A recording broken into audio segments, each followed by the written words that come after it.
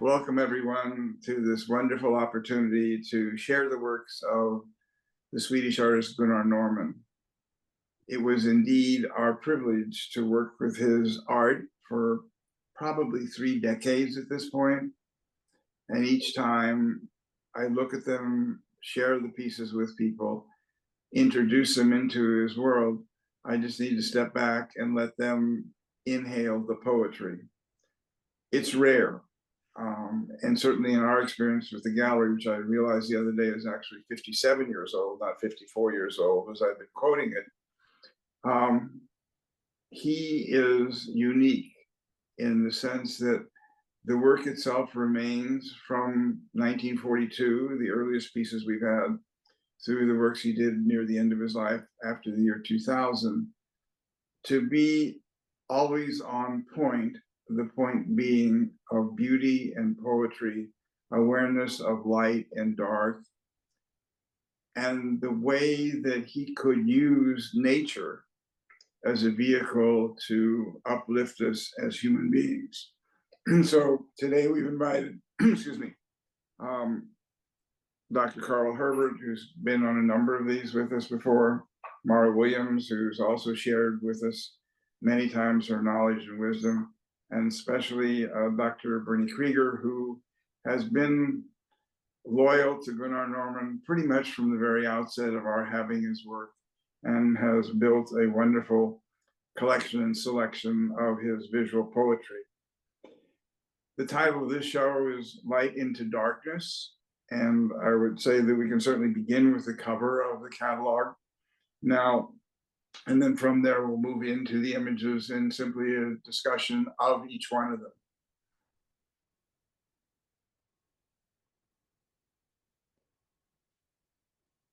Just absorb it and enjoy it.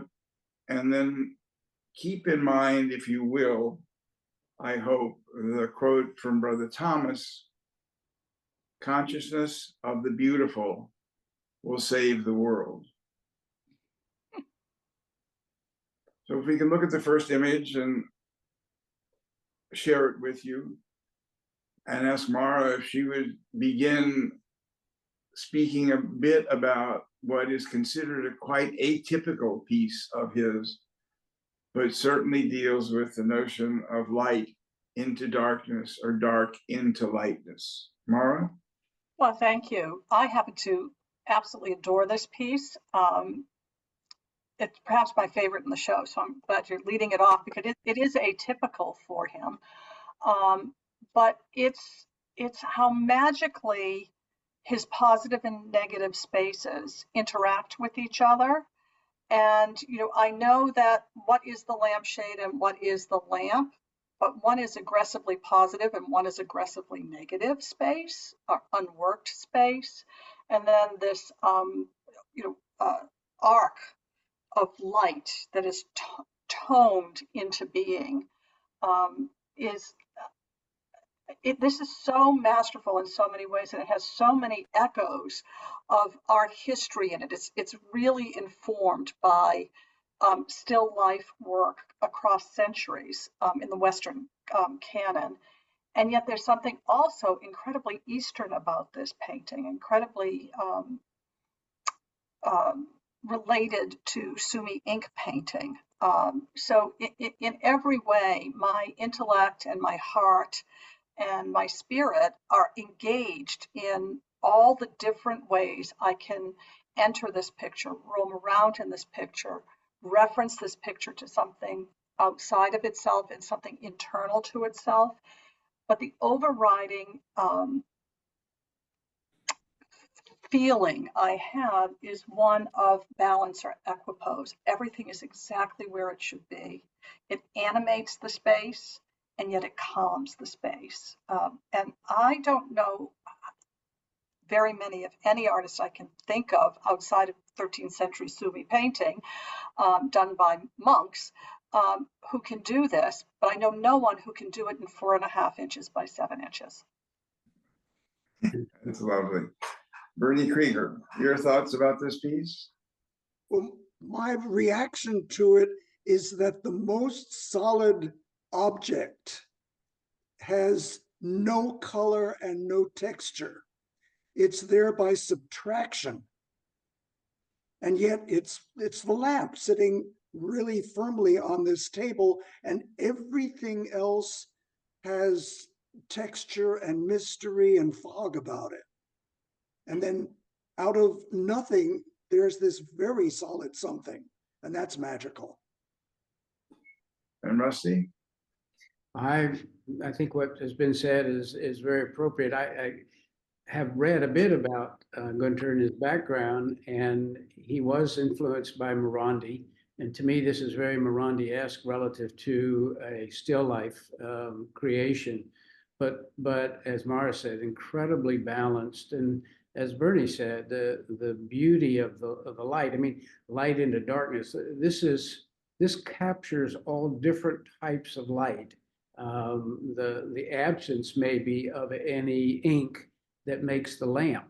And then there's all the gradations in between. So just a magnificent creation that does what you said at the beginning, Bernie, and that is you're drawn into this.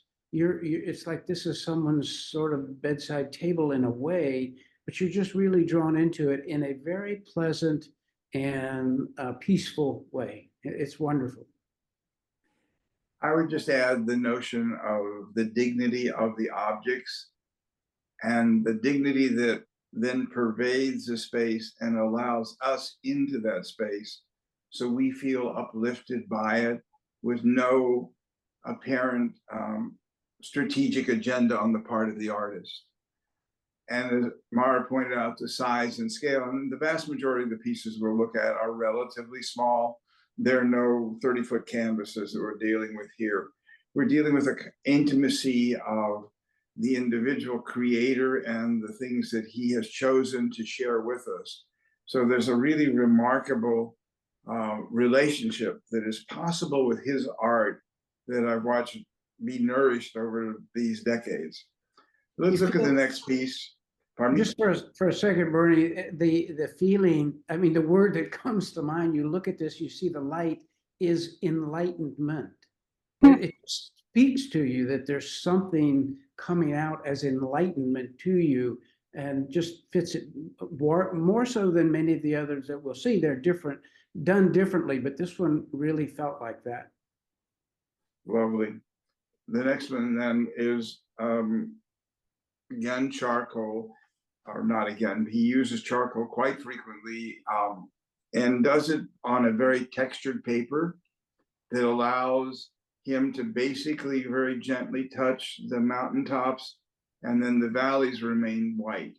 And so you have a luminosity that is created in this piece. And this is relatively good size for him, but there's a solemnity and at the same time beauty of these trees with no leaves. There are other times he uses leaves and flowers to engage us, but there is a quiet starkness to this piece, and then this glowing light that would give you the sense of some epiphany about to occur, the reflections as well. All of it is attentive and carefully observed, and then through his talent, executed and shared with us. So, Mara, again, I just ask you to respond to this, and then we're going to be looking at it alongside a work of Seurat. Well, just to pick up on the last piece, the most present form there is the space that has no touch on it, and the reflection of that space, which sort of allows you to pass through the copse in a way that's very mysterious and I think cathedral-like. That's right. The whole rhythm structure of this piece reminds me of a cathedral, and the rhythm structure of walking towards the altar or the bema in a way that is enlightened again. I love the notion, as you said, cathedral-like. Those spaces between the trees are almost like the shape of stained glass windows. With various, they don't have to have color in them, but the shapes are reminiscent of those shapes. Let's look at the next piece at the same time, if we can, the Seurat. And Rusty, do you want to sort of talk about rhythm and space and the paper and so on? Well, I think Dr. Kreger had some thoughts on the paper, but just in terms of the space itself, I mean, again, this is a wonderful segue process from the initial image we saw to this image, which is starting to bring the trees, the natural views that he did so frequently, but still done with charcoal, so it's a little bit rougher. It's not quite as refined as a dry point. But I'll just draw attention to the central lit area, if you will. And I want to make sure we remember that we'll see that even in some of these incredibly delicate shoreline dry points, the sun almost delicately shown in the background.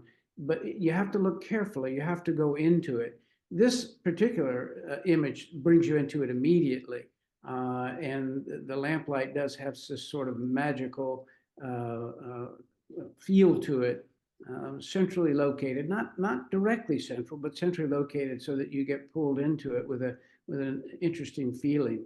But that idea of leaving an area uninked, if you will, to produce an area of intensity, of intenser light, is really just wonderfully done and repeated. We'll see many times. It's interesting because Thomas has this quote that says as follows: "It is amazing how our shadows fall in places we ourselves cannot go."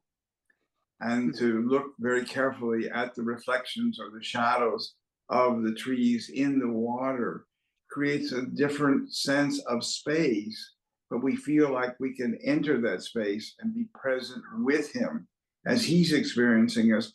He's enabling us to experience it.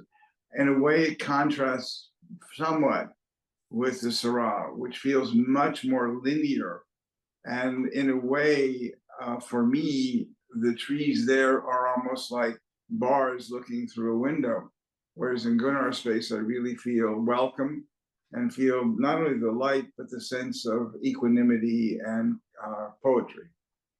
So we can move on, but I just wanted those two to be part of it and ask Bernie Kreger to respond to this, because my guess is that over the years, you have a number of plums or plum branches, and just the way that Gunnar deals with this particular subject in such an elegant and beautiful way. Well, this is different in that he has extracted it from all background. There's nothing here but the plum branch. So this has nothing of all of that sort of impressionistic feeling that the last two have had. So this is all plums.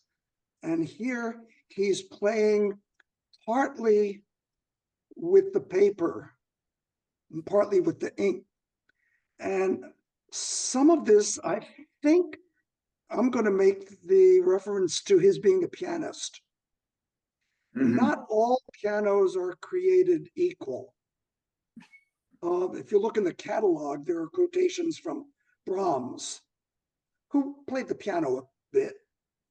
But when he grew up and where he grew up, Brahms, that was Hamburg. And Hamburg Steinways are different from Steinways that are made elsewhere in Germany. And they have a certain feel to them and sound to them. And here I think he has chosen to make these plums come out from the feel of the paper and the feel of the ink and nothing but. So this is a solo performance, and they look ready to pluck. Lovely. Mara, thoughts? Well, again, I go back to 12th century, 13th century Sumi painting. It's remarkable how informed these are by that reductive Buddhist sensibility. It really is. These are when you talk about people being interested in the marks on a canvas or on a paper, every dot, every mark he has made here has meaning. And there's a kind of beauty and integrity to the image that when you were talking before about pianists, Bernie, I was thinking more about the white and the dark keys. That there's a visual in and out rhythm in the piece itself that is so intriguing. And one of the things that I think this would be helpful, I don't know that he did a dry point based upon it, but the reality of what the dry point would allow him are these rich blacks contrasted with the more subtle shapes in it. It has all the visual rhythm of a piece of music as well. So let's move on and we'll come back to other ones. Rusty, I just wanted you to look at this dry point because here's a wonderful example. When you do dry point, you essentially create burrs that trap in the ink, and hence the very rich tonality of the lower blossoms of this particular vine are popping off, and then it recedes subtly into the background. So Rusty, your thoughts about it? Well, I was going to say relative to the previous work that was done with crayon, amazing, number one, that he can get the effects. But as Dr. Kreger has mentioned, the paper makes a difference when you work in crayon. This is done much more delicately. So now the detail of a berry, for instance, is going to be markedly different than the fruit that we saw done previously. What I love about this particular work, and we see it in others, is the density of the ink as you go from what appears to be the background to the foreground, which brings out another way of sort of capturing your attention. If you look at the upper left corner, there's no fruit up there. It's fairly light, and the vines are light. The leaves are a little bit lighter. And then he's able, again, this, as you said, Bernie, with the dry point technique, to dig deeper with his stylet or whatever he might be using to get more ink into the foreground. And this brings these in eye-popping measure right in front of you and I think this is, every one of these pieces has this incredibly beautiful symmetry. You almost feel like ballet in a way, but everything is in its right place. And as a result of being in the right place, it's just a gorgeous, gorgeous work. Other thoughts? Because we could certainly move on, but if there are other thoughts either of you would like to share, Mara? Every single one of these is, in the classical, aesthetic sense, beautiful. It's amazing to me. I don't always say this about art. Every single one of these seems to be perfect to me. That's a fascinating kind of sense, because the sense that, and he worked for 60 years essentially. So he did a lot of work. There's a beautiful catalog raisonné of the graphic work of Gunnar Norrman that Andy Fitch published that is available and gives you the sense of these close to 60 years of creation. And you're right, if you go through that book, there are very few that you would say, no, I don't like this. And it is the wrong word, it sounds wrong, consistency. There is an authenticity about the way that he worked, and it never seems to be compromised. And that, I think, is part of the joy of, I don't know if we've done 8 shows or 10 shows or 12 shows, all in collaboration with Andy Fitch and his generosity, and also his ability to source these works. One piece of background information is that probably over 30 years ago, I was in Paris and visited a gallery that no longer exists called, I believe, Claude Bernard, and saw Gunnar's work, and then realized that the source at that point could be Andy Fitch. So we worked together all those years. But the same gallery showed the art of Hundertwasser. And all these years later, those are 2 artists that have become mainstays for our gallery. Very different universes, for sure. Yeah, I would point out one other thing in this and in the plums, whereas the emphasis is on the fruits. He has paid a special attention to the leaves. The leaves in the vines here are not just leaves, but he's traced all of their detail. And the same thing happens in the plums. He did the same with the charcoal. They're not just background. So the next one we're going to look at is actually one of the earliest dry points, I think, from 1942. So it goes back, it's sort of strange to say that. So that's got to be close to 60 years ago, or over 60 years ago. And yet the sensibility that informs his entire body of work remains consistent. So Mara, would you speak just briefly about this? Because this doesn't have as dramatic a contrast between the fruit and the leaves and the branches. No, it doesn't. The two pieces that we looked at that were fruit and vines didn't seem to grow out of anything. They just were, and they dropped across the picture plane. This seems to be rooted, but it also seems to involve how the wind might be moving these small flowers, these harebells. There's an animation to them. There's not just almost a still life quality of the vine falling across the page, but there's this movement quality to them, and this anchoring of them in some sort of rock or landscape area, not really defined, but they anchor in a completely different way than these two cascades of fruit do. Absolutely. Bernie? Well, this one, as a gardener, I can't exactly say specifically that I could go out into the yard and find one of these, but it is almost as if these bell-shaped flowers were making a sound, the way he's portrayed them. Ringing. Almost like a chorus line here.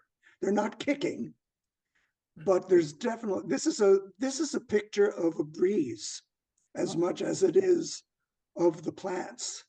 And I think that's really imaginative. And Rusty? I have two things that come up from his background. One is that he did play piano, if I mentioned, I think you have, that he was very involved with music. He always thought, or he mentions in his writings, that he thinks of music as he draws. He listens to music before he draws. So I think it's very fair to sort of have a sense of this in a musical way. And of course, his other training was as a botanist. So there's nothing better than to know deeply the science, if you will, behind what you're representing as you represent it. So I think it's a sort of a unique combination, which is very obvious in this. The other thing I would simply say is that he's reversed the flow of things here. The previous print came from the upper right corner down into your view. This comes from the upper left corner. And this is the lower right corner going up into your view. And just facile, no matter how he wants to start his work, he can bring it into your view in an absolutely wonderful way for appreciation, no matter where he starts. I mean, no matter how it's oriented. It reminded me a bit of the one visit we had with he and Ulla in Malmo. We had a dinner prepared by, I think, their nieces and nephews. I don't think Ulla may have cooked a lot, but she assembled a lovely meal for us, then asked us to go sit in the garden, and there were 4 chairs set up for us. And then she came back out and said, no, it's too soon. Come back in. So Gunnar then played a Scriabin, a sonata for us. Then we went back out and sat in the 4 chairs and watched 4 primroses open. They were that in touch with their garden and with individual plants that they knew within a certain short period of time what would be opening and wanted us to share that with them. a rather spectacular attentiveness to the world around them. Next work, please. These delicate flowers don't remind me of Scriabin, however. Yeah, no, well, you just heard him with fireworks at the Boston Symphony. I think it's a little bit different. But the other thing I would mention just now, it reminds me of the fact that he had very, very large hands. And then to look at each one of these done with an extraordinary deft touch of delicacy is certainly an interesting contrast and choice he made between becoming a concert pianist and becoming a visual artist, and working solely once he got started in black and white. So Rusty, I think you're a sailor a bit, and I just would love your response to this very, very quiet space. Absolutely. And one of the first things that drew me into Gunnar were these maritime, if you will, paintings. Their coastline, they are boats at rest. Again, a quietness. This is not a boat in sail or about to go out. It's simply resting. There's almost a personification of, or a humanization of these, like babies resting. And boats have that. They have that, the quietness that when they're sitting at the dock or wherever they might be, that there's that peacefulness to it. But what he accomplishes here is the most amazing combination of light colors, or light black and white, grays, whites, shades, so that you're able to see a sand, a beach, a water, a delicate background, sky, and with very, very minimal ink, get this wonderful sense of differentiation, but of peaceful differentiation, of quietude. There's not really a fog here. You'd like to think, well, a fog, if you somehow could get a fog drawn into this, that might, this isn't that. This is just it becomes a thought process more than it does an observation. You commingles how you feel with what you see as it's presented to you. And he was attracted to the water and the coast. He spent a number of months at different years on the French coast. Denmark was another place he liked to go. And so this concept of boats at rest is often repeated in the most amazing presentation with such delicateness that you just rarely see it. And again, it's a visual, but also an emotional experience. Tamara, I was listening to Rusty, and he brings his particular optic to it.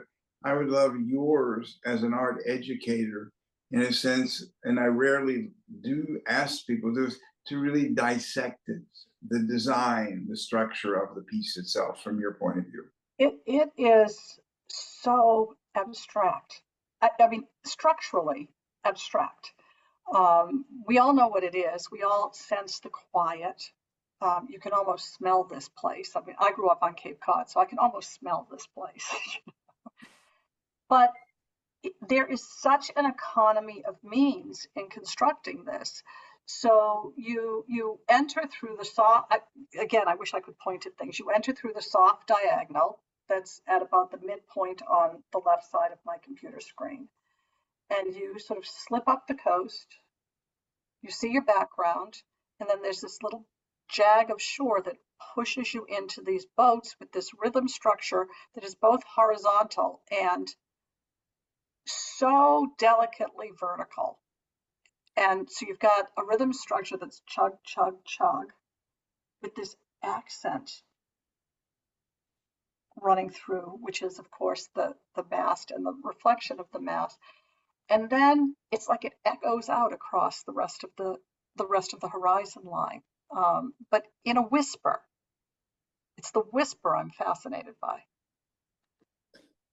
It really is very, very remarkable. Each of these pieces, and this goes back to the quote I'm about to read, which is, "It is amazing how much art depends on seeing. There are people who look but do not see, people who listen but do not hear, people who read but do not understand." And Gunnar's work really is in the invitation to see and to experience, and then to experience and to see again. Just simply looking at this and being invited into the space.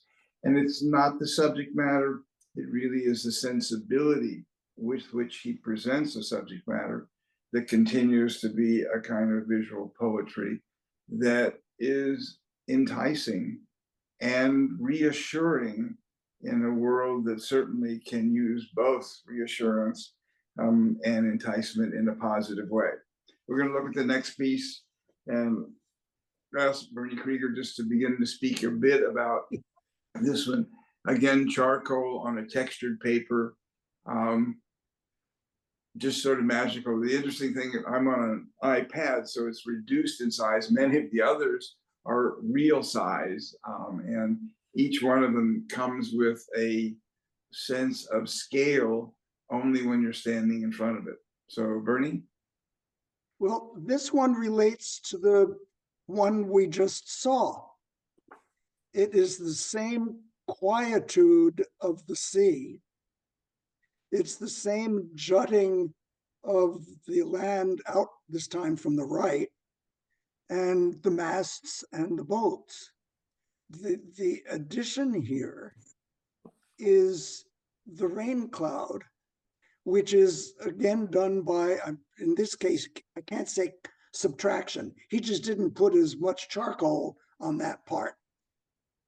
But he's again chosen the texture to go with the subject, the paper texture, and is able to manipulate this. Most of this is indeed the sky, not the sea, and not the foreground land. In the catalog, the composers referred to are Brahms and Schumann and Chopin. And what's missing is Debussy. These are hugely impressionistic. It's lovely. These are, Debussy has a piece called, a piano piece, Reflets dans l'eau, reflections in the water. And that's what you see here. Even, the whitish cloud is reflected in the whitish, it's a whitish reflection in the water. And so these are layers and layers. And the same thing will come up in many of his pictures with trees. It's not just what's close-ish, but it's in many, many layers of background. And you can focus more or less on one or another thing. And until you can focus on all of them, you can't put them all together the way, I'll say, Debussy did. Lovely. Mara, thoughts? Well, the sky in here is so minimally rendered, but it is fully present, and it gives the scene a tone that you can almost smell the rain coming to you. You can almost feel the damp as the air builds. I mean, that rainstorm is pretty far away. Right. But it almost lets you enter the passage of time for something so minimally done. The touch is so just barely there in this sky. I'm amazed at how many of my senses, including the passage of time, gets involved with this piece. It's remarkable. That's a lovely way to think about it. Enter the passage of time. Something that I think few of us are really able to do. And yet at the same time, if and when we do get to that point, and I think Gunnar enables us to get there on occasion, it really is a moment of meditation and personal enrichment.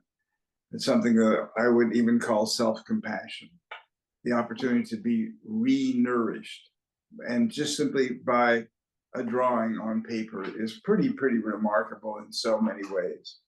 We're going to move on. I realize that we have many pieces to talk about, and to talk about still life. just incredible. Rusty, do you want to start with this piece? Again, this is sort of a different genre, if you will. It is a still life, maybe just a fruit life, if you want to call it that. But Right. what's important here is this was done in pencil. So now we've looked at crayon, we looked at dry point, we'll see more. But this is the most common method that Gunnar would start out with wherever he went. He would make drawings with pencil, some with crayon, but frequently with pencil. And then his dry points would be done afterwards, taken from the drawing. So this is an original drawing that he did. And again, just the technique that he uses, the clustering, the placement, even the reflection on the table. I mean, it's just very open. I think what Mara was saying about the last piece with being open and being drawn into it, all of his works leave, because they're done with this very delicate technique, leave an openness that allows you to fall into it. I mean, it's not pushing you, it's not yanking you, it's just there, and you just take a deep breath and relax into it. And you sort of feel that way even with this, but beautifully arranged and nicely drawn. I would just use it. Go ahead, I have a Bernie. question for Carl. What is in the background? There are these verticals that occupy the upper half of the paper. You Any mean, idea what they are? I have marks. He's just toning the background. Yeah. Like, it doesn't really, it's not a shadow, but No, it's, but they look like they have a vertical yeah, gesture to them.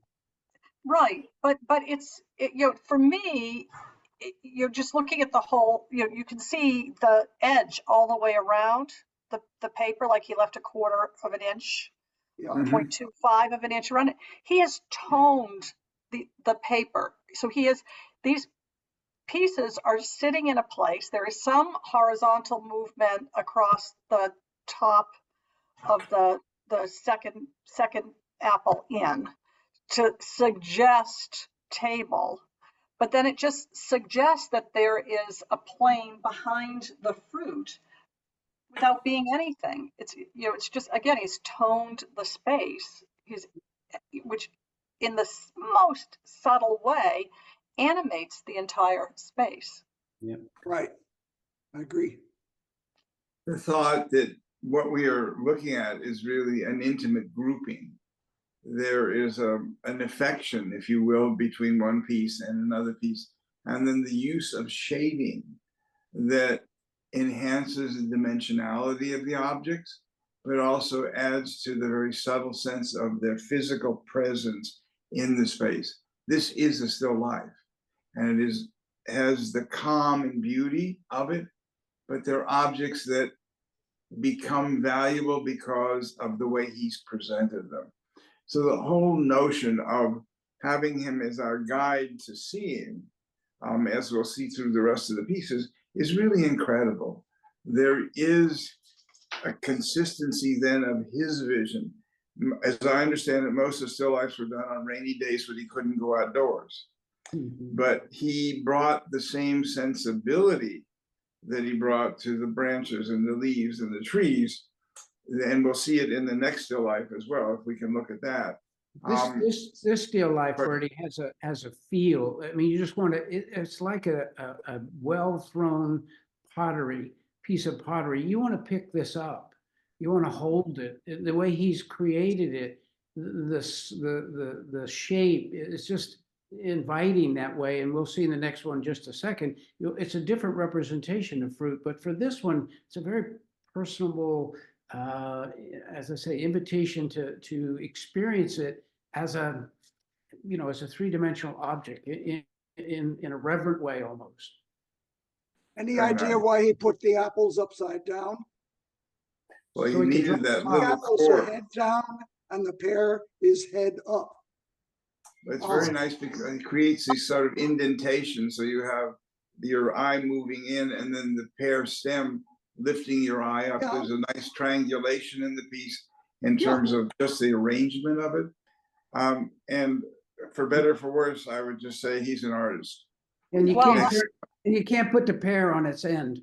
right. Right. But I'll also say, if he had any idea that at some point he wanted to turn this into a dry point, he's got pools of dark, exactly where he wants the pools of dark to be. Exactly, yeah. Yeah, that's a good point also. So let's look at this one, Mara, please. You know, equipoise. Mm, It's not that these pieces are not dramatic, and it's not that they don't have an energy. I mean, the frisson of that grape stem in there.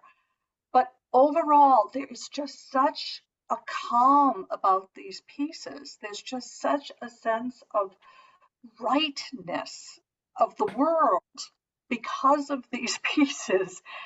You know, and it's that, as much as all the visual interest that is there for me, as much as all the technical information and the technical finesse, and I love finesse, is there, it's this sense of calm and all is right with the world in these pieces that just sucks me right in. This is a perfect use of the dry point to have those intense blacks just dotted around from the stem of the grapes to the stem of the plum, I assume, on to the, as you're looking at it, as the right of the piece. And they're kind of moving along visually. The shapes themselves seems to flow in and out of one another in quite a wonderful, wonderful way. Bernie, your thoughts? I agree that the rhythm of it is just right. And it doesn't matter that you can't see where the table ends. Right. That's kind of fun. He's also created a very subtle line. It's very modern of him to let the table fall off the picture plane. Very modern. I see. Yeah, when you say that, I think in a peculiar way, I'm thinking about his work and where I saw it in Paris and so on. He sort of lived and worked and created in his own universe. And that universe is one that we're invited into and are enabled because of him to experience it and see it differently. He's not like anybody else. And we'll see in the next piece as well, the choice of dry point is important, but the way he presents all of the objects, whether it's still life objects, trees, leaves, branches, fruit, all are his. And I don't know if every artist is able to find their own visual language, but he certainly has. And yet it's a language that hundreds and thousands of artists have used over the centuries. Yet when you see his work, you know it's his. I'd like to show you again the size of this piece, 4.5 by 5.5. Yeah. The only thing I would say about this particular piece, because a little bit, it's amazing how every grape has a full view, right? There's no grapes you see a third of it or a quarter of it. Mostly every grape has a full view, and it's sort of standing up in a way that it's interesting, but to me it's a little bit off because grapes don't do that. So Right.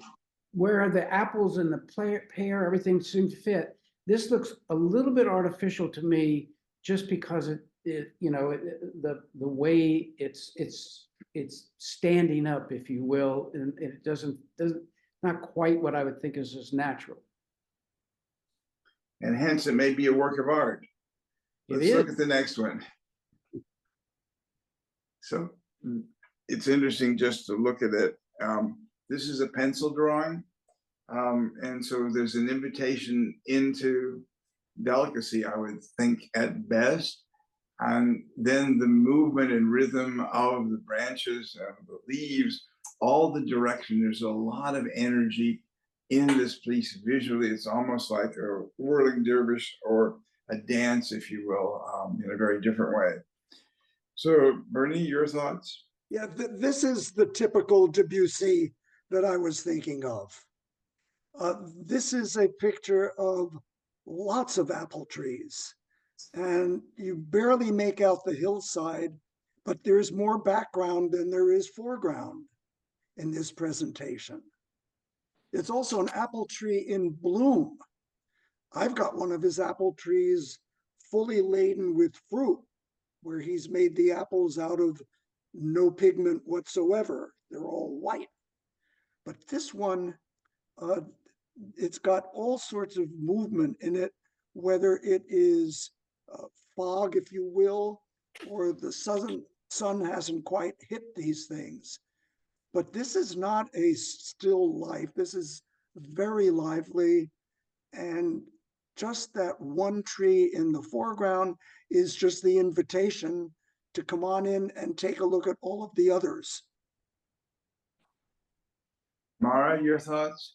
I don't think anyone can say it any better. I think that the energy of this piece, feeling almost as though your lightning has crackled across the sky with the skeleton of the branches itself, with the mid-range being the blossoms, but then going into the fog behind it, that all the rest of the trees and the ground of this grove or orchard are almost ghost-like in the background. I think it's very dramatic. Rusty?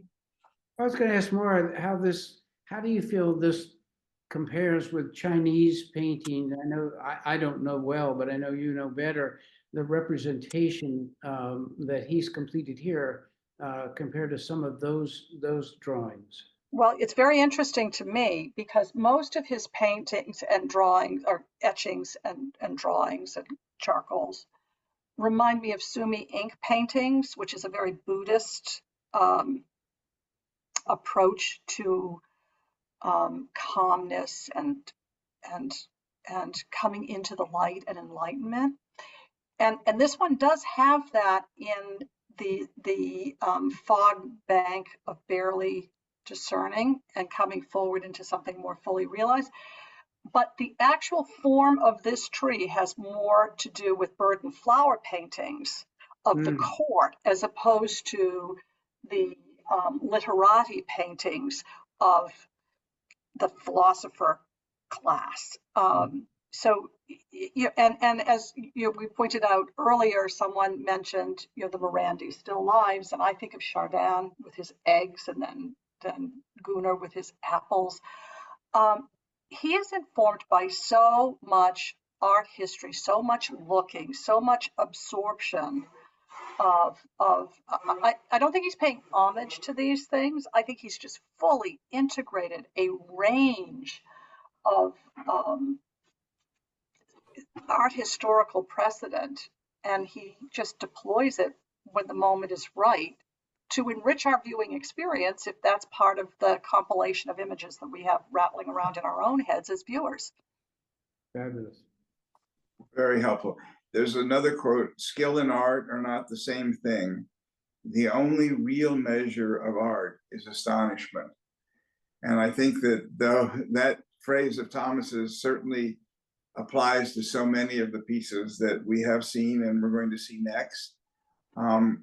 Each time he enables me to see things or experience things in a way that I wouldn't have otherwise.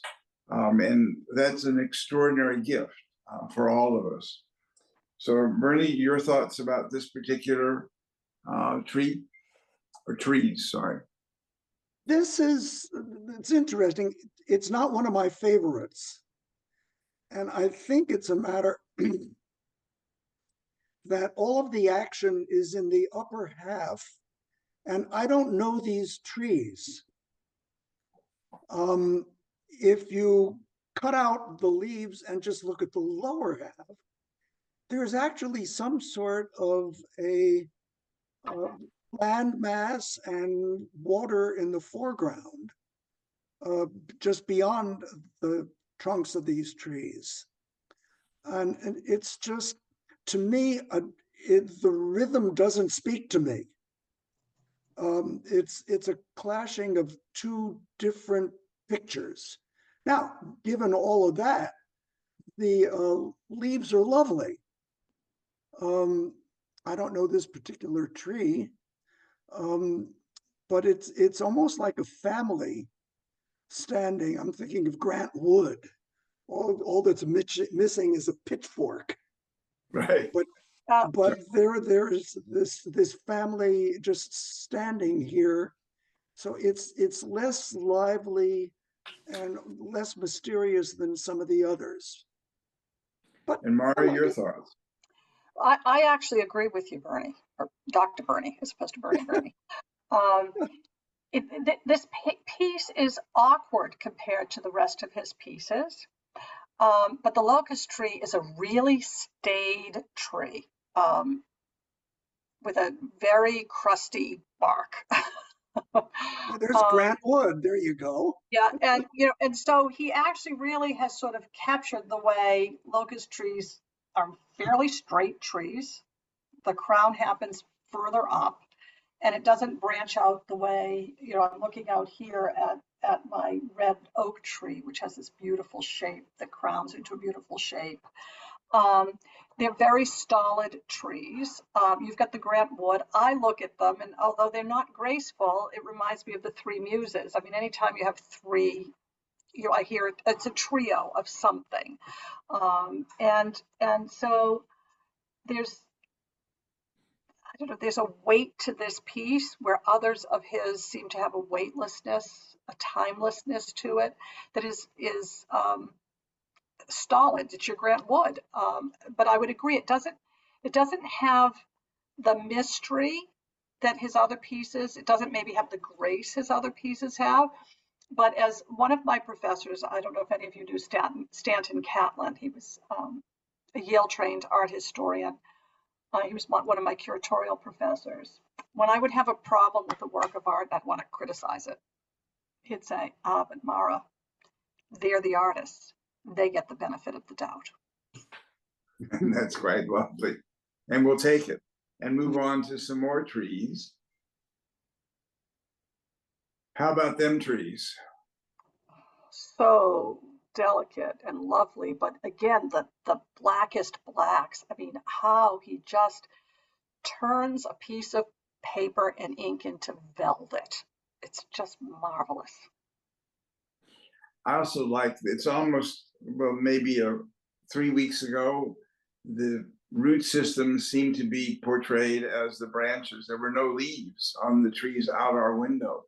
And what a wonderful way to see the trees. And then now, as the leaves begin to bud and so forth, a total transition. This would become a curtain of leaves in a later season. But now there is this almost filigree of the root systems, and then the richness of the tree trunks as they move your eye across and back in the piece. Also, the sort of daring willingness to have a very dark area in the far back, and then you move back to the far right into an even further distant space.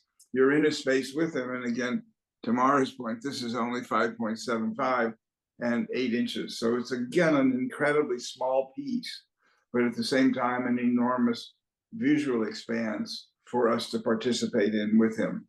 There's a great rhythm of the branches of those trees.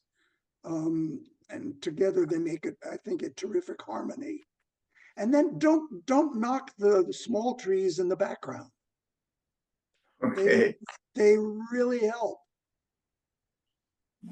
Rusty, your thoughts about it? A couple of things. One is all the branches are present. It's a little bit like the grapes. You see all the grapes, you see all the branches here. It's almost like these repressed trees that are there. It doesn't bother you, but it's really interesting how that dimension works to make them. They're almost like fans in a way, the way they're presented. Gunnar talked about vertical and horizontal and how that's what he wanted to do. He wanted to create the vertical and create the horizontal. That's true with the scenes by the water. It's very true of the trees. So the idea of what's vertical and what's horizontal, and then the intricate meshing of those becomes very big part of what he's doing. And then finally, these could be notes, or they could be keys on a piano. But the musicality of da, da, da, da, da, da, da, da, da, da, da, da, I mean, you can almost do music in your mind as you watch this. And I'm sure that may have been part of what was going through his head. I don't know that to be the case, but there's a musicality. And often there's a couple of other wonderful dry points where there are 2 or 3 trees together, and they do look like families. They're drawn, some of them, so that they almost come out of the same trunk, or they're right next to one another. And so there's an intimacy of the groupings here. There's as I say, a musicality to it. And then the vertical and the horizontal are very important. Carolyn, are you going to show the video clip now, or just the quote? Oh, just the quote. Okay. Would you read it then and put it up on the screen? Sure. So this is from his documentary made years ago that we'd love to possibly put online, but it is, "We live in a terrible world. It is our duty, though, to point out its beauty. The smallest blade of grass or flower is a miracle of beauty. Many of us crush it underfoot as we hurry by. I struggle on, searching for the picture of my dreams." Comments on that, Mara, your thoughts? And then why don't we look at the last image that we're going to be talking about at the same time?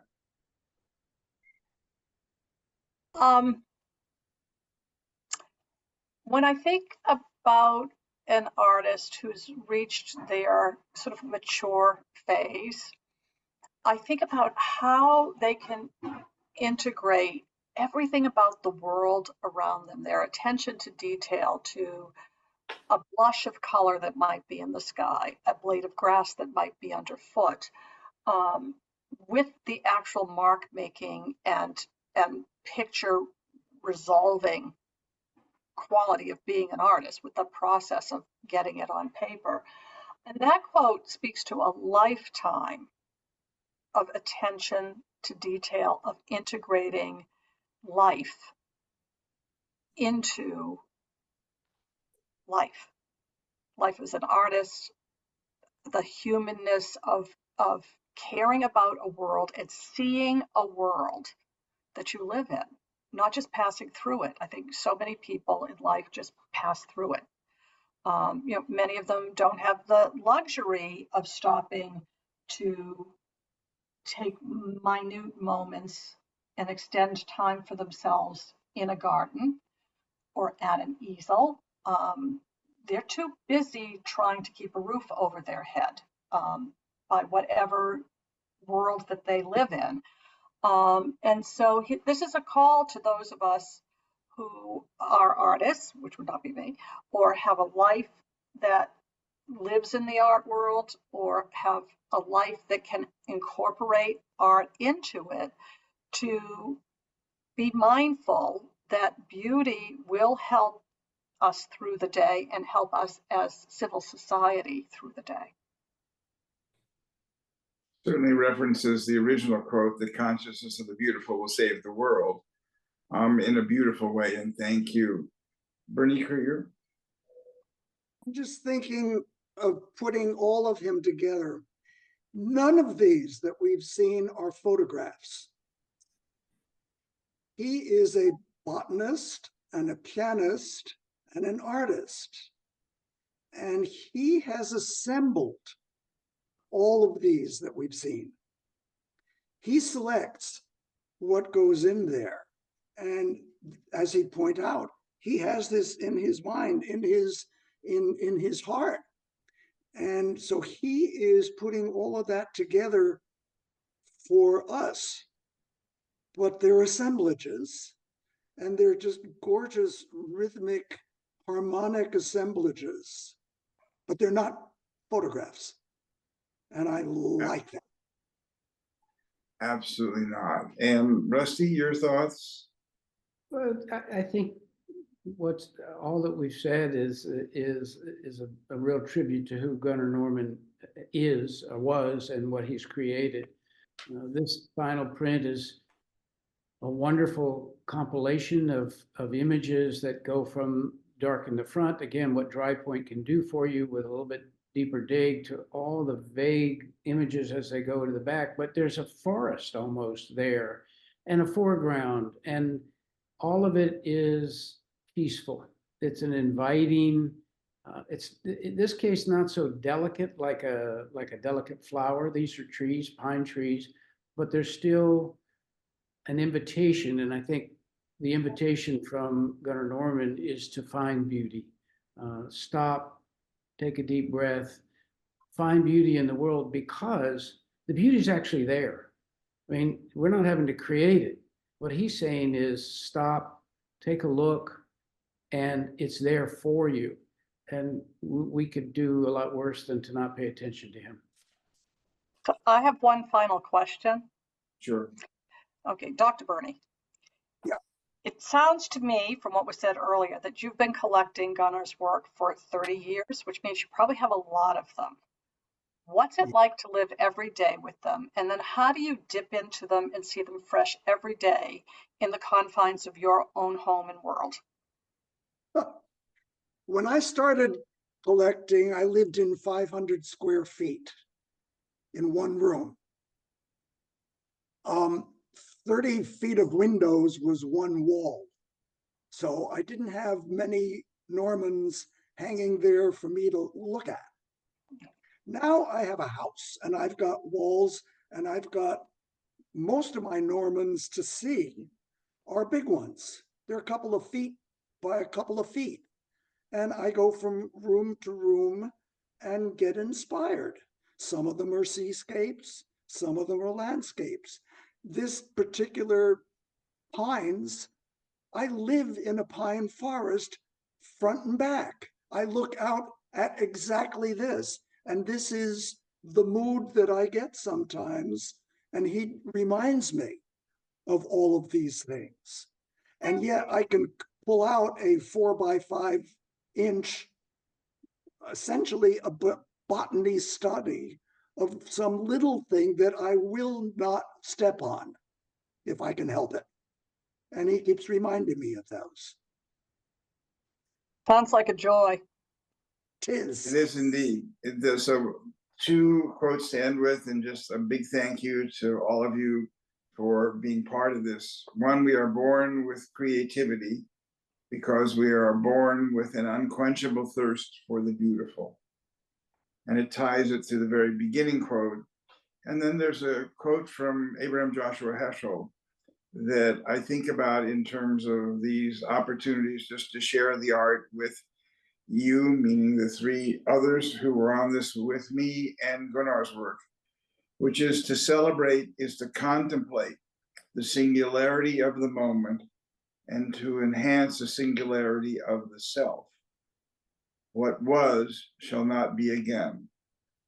And the joy of these webinars has actually been that we have been able to bring together folks with wonderful abilities to see and to share what they see, now to preserve them so that it can be seen and experienced in the future.